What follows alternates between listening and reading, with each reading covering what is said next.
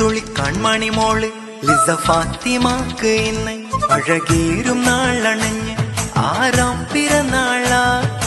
ഇന്നല്ലോ ആഘോഷനാള് Lisa ഫാത്തിമയിൽ ഇന്ന് സന്തോഷ നാളണഞ്ഞ് ഹാപ്പി ബർത്ത്ഡേ ദിനമാ. ലിസ മോളെ അനുജൻ നല്ല സബിയാന് മോന് ഇന്ന് ചാരത്ത് കാണുന്നല്ല സബിയാന് മോനിതാ. ഹാപ്പി ബർത്ത്ഡേ ലിസ ഫാത്തിമ മോളെ പൊന്നാരമേ. ഹാപ്പി